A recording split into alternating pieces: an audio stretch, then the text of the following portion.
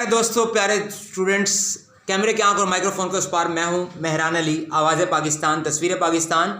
Welcome to Mehran academy and YouTube channel Mehran Ali official as well. आज है जी 15 फरवरी 2021, 2 रजब 1442 जी 3 फागन 2077 बिक्रमी पी सोमवार यानी मंडे।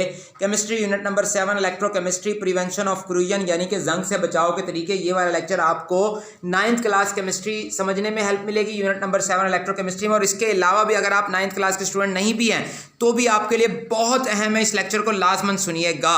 इससे आपकी इंग्लिश स्किल्स में भी इजाफा होगा। अगर आप सपोज एक चिट्टे अनपढ़ हैं तो भी आपके लिए बहुत ज़्यादा यूजफुल है ये lecture.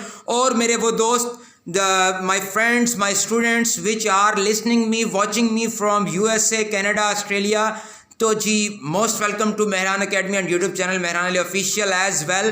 Prevention of corrosion means to say methods, methodologies by adopting which you can save metals like iron from rusting, from corrosion, from eating away process.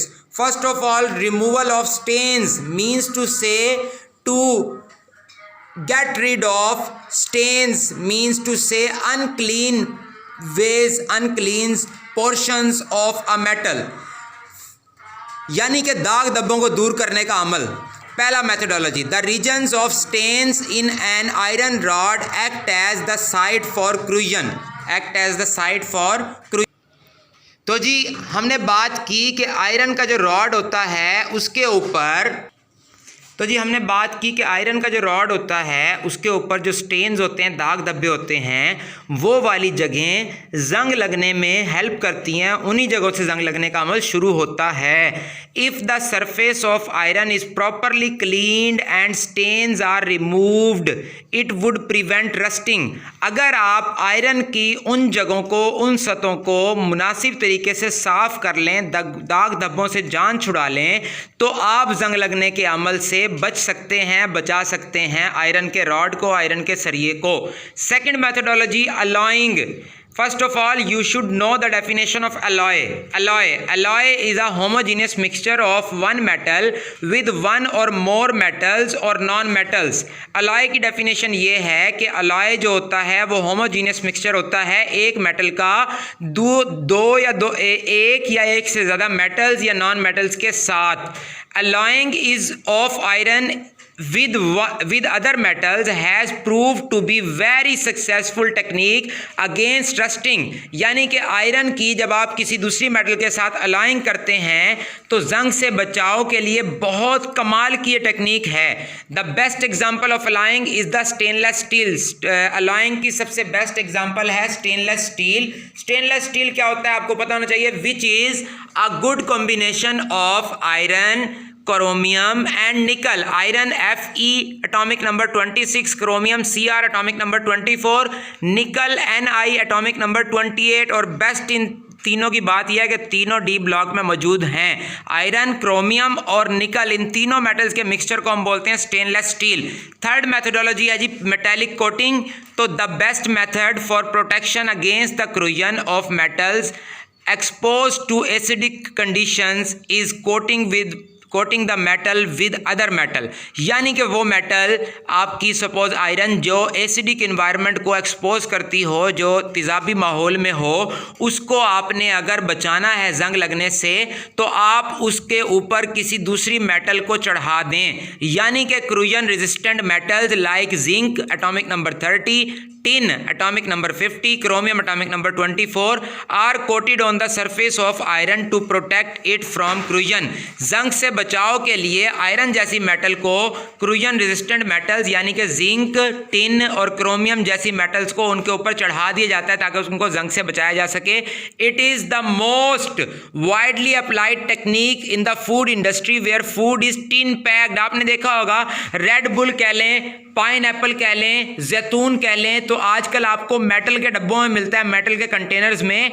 वो असल में टिन के नहीं होते। हम कहते हैं ना टिन पैक, टिन की जी कोक दे दें, कोक टिन पैक, ड्यू दे दें टिन पैक। वो टिन का डब्बा नहीं होता, वो कंटेनर टिन का नहीं होता, वो आयरन वगैरह का होता है जिसके ऊपर टिन की यानी स्टेनम की यानी कि SN की लेयर चढ़ी होती है। तो कहता है फूड इंडस्ट्री में ये टेक्निक बहुत इस्तेमाल हो रही है जहां पर फूड टिन पैक्ड होता है, यानी कि the containers of iron are coated with tin to give a longer life.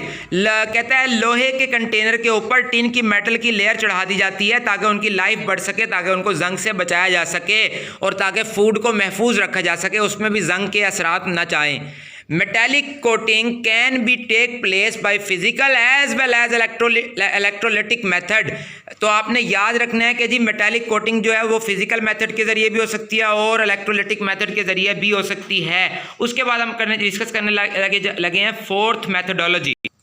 उसके बाद डियर स्टूडेंट्स चौथे नंबर पर है जी पेंट्स एंड ग्रीसिंग। याद रखना है आपने किसी मेटल को, खास तौर पर आयरन को, अगर आप जंग से बचाना चाहते हैं, if you want to save it from rusting यानी क्रूयन से अगर आप बचाना चाहते हैं तो उसके लिए चौथी मेथडोलॉजी है, या तो आप उसको पेंट कर दें या उसको ग्रीस लगा दें। तो आपने कहना है जी कि हेडिंग देने के बाद कि ग्रीसिंग और painting of the surface can prevent the rusting of iron. Grease लगा दें या पेंट कर देंगे अगर आप, तो आयरन की सरफेस को आप जंग से बचा सकते हैं।